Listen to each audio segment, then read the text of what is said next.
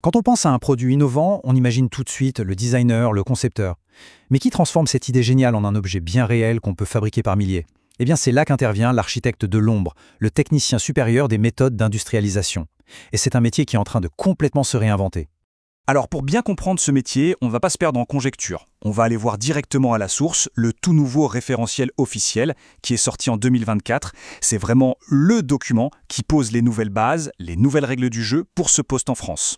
Concrètement, qu'est-ce que ça veut dire? Il faut l'imaginer comme un pont absolument indispensable entre, d'un côté, le bureau d'études qui rêve le produit, et de l'autre, l'atelier qui doit le fabriquer. Sa mission, s'assurer que la production est non seulement possible, mais qu'elle est surtout efficace, rentable et bien sûr sûre. Au programme, on va décortiquer tout ça.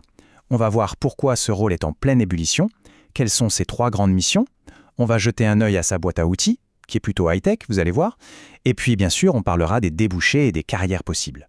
Alors, première question, et c'est la plus importante, pourquoi est-ce qu'on a eu besoin de repenser complètement ce métier?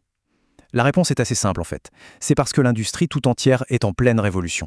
Et regardez bien ce comparatif, parce que c'est hyper révélateur. Avant, on parlait d'amélioration continue. Maintenant, le mot d'ordre, c'est améliorer la performance industrielle globale. Ça peut paraître un détail, mais ça change tout. On n'est plus en train de juste optimiser une petite machine dans un coin. Non, là, on parle d'avoir une vision stratégique sur l'usine entière. C'est un changement de perspective énorme. Et ce changement, il ne sort pas de nulle part. Il est poussé par des tendances de fond. L'obligation de produire plus propre, plus durablement, la collaboration à travers les outils numériques, la gestion du produit de sa naissance à sa fin de vie, et bien sûr, l'arrivée en force de la simulation numérique, de l'usine 4.0. Bref, l'industrie devient beaucoup plus intelligente et aussi plus responsable. Bon, c'est bien beau tout ça, mais au quotidien, concrètement, que fait ce technicien?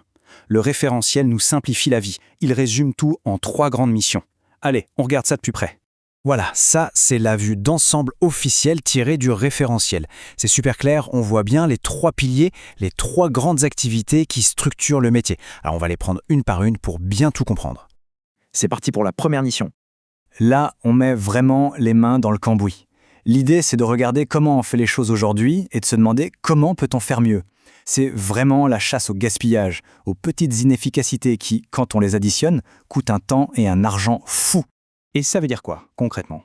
Ça veut dire décortiquer chaque étape, chiffrer les coûts le plus précisément possible, mesurer les performances et traquer la moindre perte de productivité. C'est aussi savoir intégrer les nouvelles technologies, comme l'impression 3D, pour fabriquer rapidement un prototype ou un outil spécifique. Voilà pour la première mission. Maintenant, on change de perspective, on prend un peu de hauteur avec la deuxième. Le but ici, c'est d'améliorer la performance industrielle globale. On retrouve ce mot-clé. On ne regarde plus une seule machine, non, on regarde l'ensemble du système, l'usine dans sa totalité. Pour faire ça, il déploie des méthodologies puissantes comme le Lean. Mais il ne pense pas qu'aux machines, il pense aussi à l'humain, en s'assurant que les postes de travail sont bien conçus, qu'ils sont ergonomiques. Et, point super important, il s'assure que les équipes de production sont bien formées et comprennent les changements. Allez, on passe à la 3e et dernière mission. Et là, on touche à la partie peut-être la plus créative du job. Cette mission, c'est le défi ultime. On a un plan sur un ordinateur, une super idée, et la question c'est comment on fait pour le produire en milliers, voire en millions d'exemplaires. Là, il faut faire de la veille, chercher les nouvelles technologies, concevoir des lignes de production flexibles, rédiger toute la documentation technique, mais aussi penser à la sécurité des opérateurs dès la conception et piloter tout ce projet. C'est un peu un chef d'orchestre en fait. Bon, pour réussir ces 3 missions assez complexes, on s'en doute, il ne débarque pas les mains dans les poches. Il a une véritable boîte à outils et elle est bien remplie, à la pointe de la technologie. Alors, qu'est-ce qu'il y a dans cette fameuse boîte à outils? On peut séparer ça en 2 grandes familles. D'un côté, les méthodes, et de l'autre, les technologies pures et dures. Côté méthode, on a tout le best-of de l'excellence opérationnelle. Le Lean, le Six Sigma, les 5S. Ce sont des approches super structurées pour analyser une situation, résoudre un problème et améliorer les choses en se basant sur des faits, sur des données. C'est vraiment la science de l'efficacité en action.